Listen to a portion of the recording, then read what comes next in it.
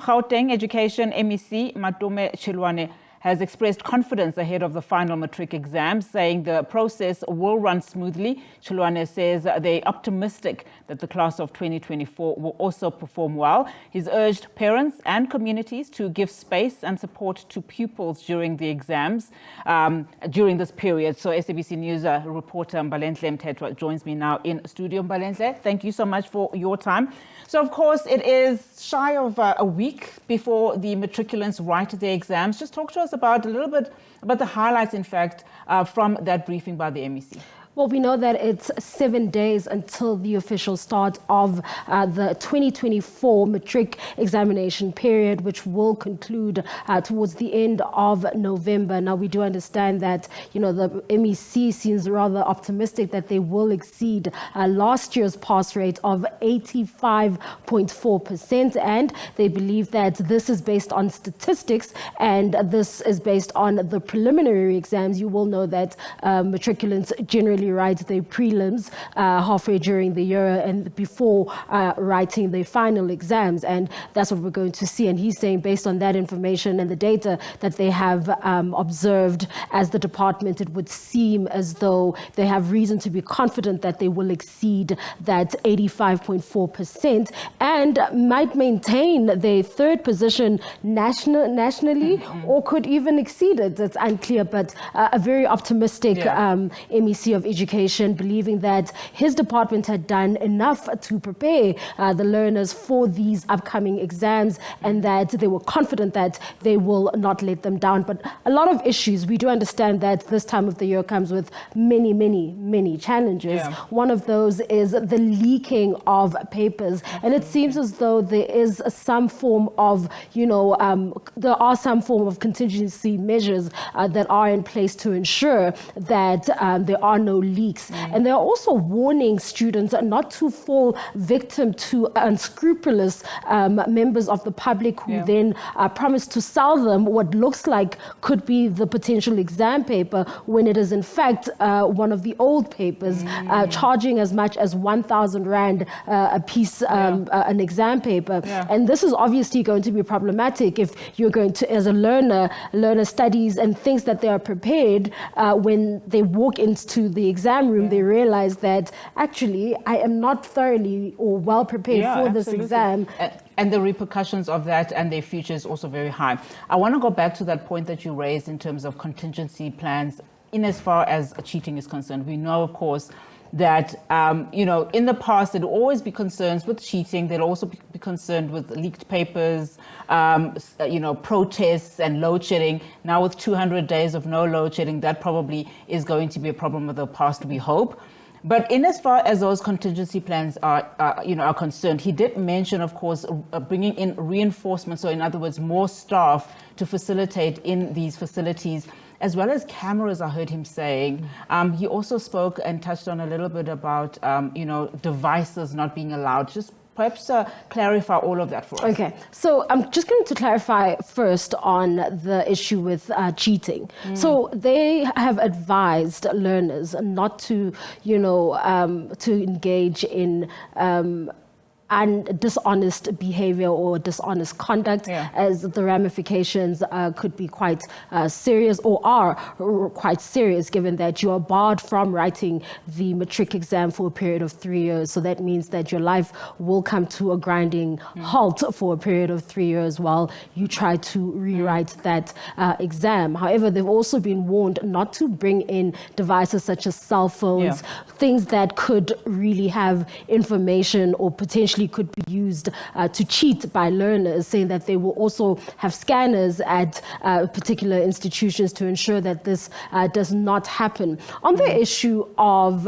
protest action, on the issue of, disruptions, the MEC has warned members of the public from disrupting schooling in the name of service delivery protests, saying that they have come prepared. He's named a few areas when he's talking about the areas where they've needed to beef up security measures. These areas include Tsakane in the Far East Strand, rather in Ekurhuleni, as well as Eldorado Park in the West Rand, and another story in the another school in the west of Tshwane, saying that those are some of those areas that seem to be prone to regular to regular disruptions and protest action due to service delivery issues. And he's also said that those people will be met with the full might of the law.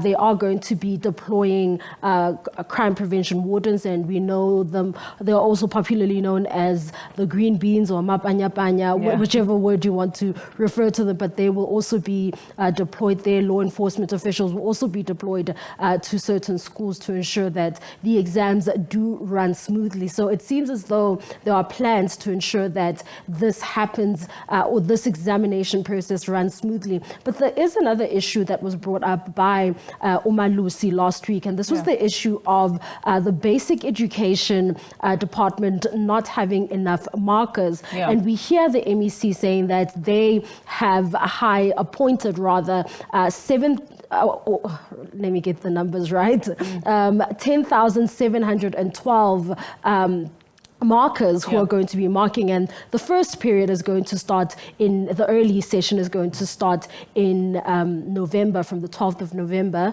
and then end before the end of November, and then the second session of marking will also start around the 16th of December, and results are expected to be announced early next year, not the first, but just early next year, to ensure that people are able, or learners are able to then apply to prospective universities. And I know that there's a healthy competition between provinces during that time, with the Free State, KwaZulu-Natal and Gauteng. Of course, much anticipation around that time. But just quickly before we wrap up, do you perhaps have numbers for us? Because nationally, we know that we're looking at around 900,000 or more students that will be writing in about 7,000 centers that have been, earmarked. In Gauteng specifically, what are we looking at in terms of those numbers?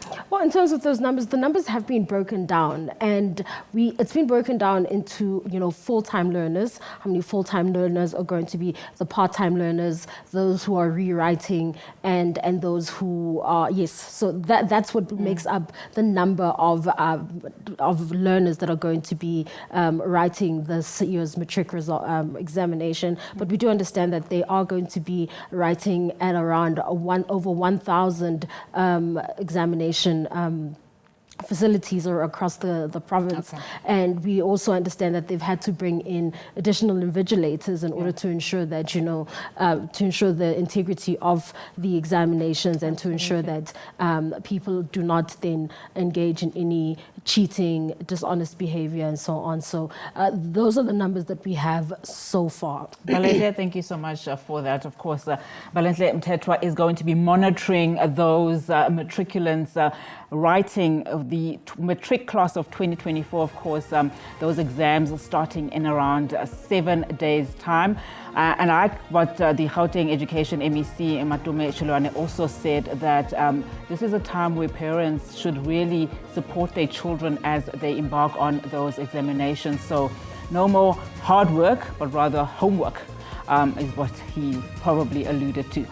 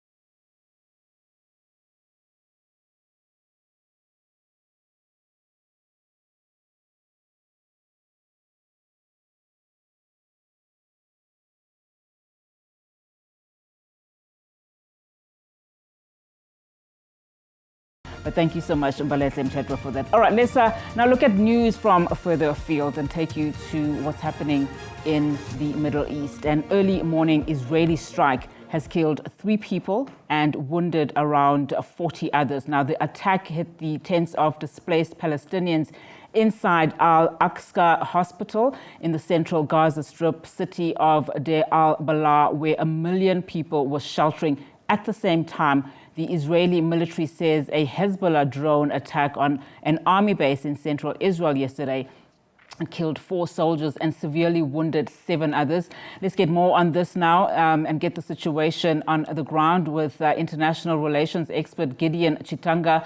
Thank you so much, Mr. Chitanga, for your time. So, of course, having monitored what has been happening in over a year, essentially, in the Middle East, let's talk about the latest. I mean, what can you tell us about the latest developments in the attack on Israeli soldiers by Hezbollah this time, and how this expected to impact the broader conflict in the region?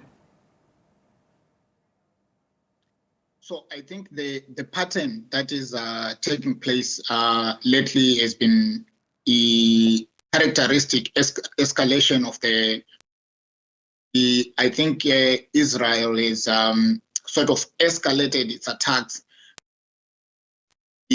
Also seen the escalation of in Lebanon, basically the airstrikes followed by what the Israelis have called limited versions. A calculation to clear the Hezbollah fighters from their borders.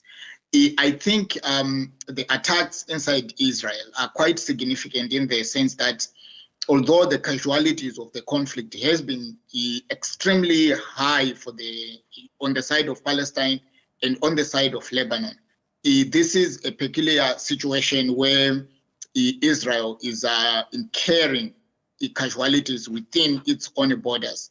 I think from the Israeli population and the military institutions, the concern will be the ability of Hezbollah to inflict some level of damage within Israel. And a lot of analysts have been saying that although Hezbollah has suffered serious blows in the past weeks, it still remains resilient and has capacity to inflict some level of casualties, potentially very high. And those costs will clearly raise political questions in Israel and probably take the debate back to whether the escalation of the conflict is really a viable strategy in terms of keeping Israel secure, and the risk is that it is posing to the spread of the conflict into the Middle East region. And I mean, the question about the diplomatic efforts, if any, that are, currently ongoing in as far as de-escalation is concerned, and a possibility of ceasefire. It seems now like that is something that is put on hold. I mean, what are your thoughts around this happening? We are hearing, of course, the United States is still now sending an advanced anti-missile system to Israel.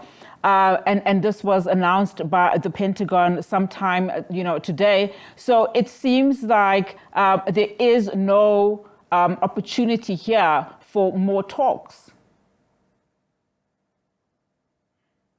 So diplomacy will definitely continue behind the scenes. But I think the dimension that it's taking at the moment is clearly to allow for escalation with a view that the military escalation will probably raise the costs either for one of the conflict parties or for all the conflict parties to commit them to a negotiated solution to end the war. The second thing that you mentioned is the position of the US. I think I cannot remember any conflict in which the US has been so criticized as in this conflict for its foreign policy failures. And it's to many analysts, what the US is saying and what it's doing reflects some kind of doublespeak, strengthening Israel's position, while at the same time Israel is defying what it's been at least diplomatic overtures from the Biden administration. So by sending these military ways that will help to probably significantly strengthen Israel in the context of the conflict, but also in the Middle East, the US is significantly playing into the hands of the Netanyahu government, which has defied Washington and taken a very adversarial path that is based on a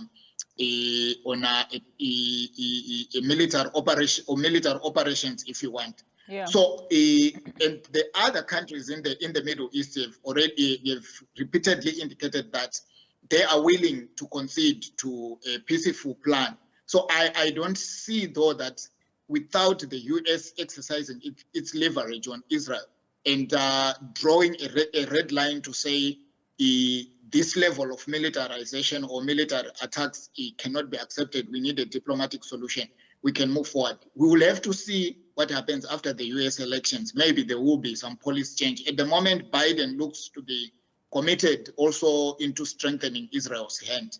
And I mean, with all of this going on, Gaza is still under siege. And, you know, with these reports of Israeli strikes hitting displaced civilians near hospitals, I would imagine that humanitarian organizations are now finding it very difficult, you know, to respond to this crisis. What are your observations there? The past few days have been shocking, particularly the past 2 or 3 days. I think today there were reports that about 60 people were killed in one attack. There were reports from UN agencies which indicated that most of the victims are women and children. I think slightly above 60%, if I'm not mistaken. And it is not clear how Israel differentiates between the militants in Gaza and the civilians. The attacks on public property or public infrastructure is shocking. If all the pictures that we see of Gaza, it's basically a raised down society. Again, this week we have been following reports about the lack of water, basic necessities, medical requirements, and so on. And there are suggestions that Israel is actually resorting to starving the Palestinians by the way of pushing for a surrender kind of situation because it has failed to achieve its goals through military means. So this calls for the international community, including the Western community, that has rallied the world around issues of human rights, humanitarian law, and so on, to prevail on Israel to at least stop this kind of adventure. Absolutely. Thank you so much, Mr. Chitanga, and for your time. I really do appreciate it. International relations expert Gideon Chitanga there for us, just looking at the very latest that is happening currently in the Middle East. All right, this is where we wrap the show. Thank you so much for watching. News continues right here on the channel. Full view at the top of the hour. From me, Unati Pagyasha, and the rest of the team. Kamnand.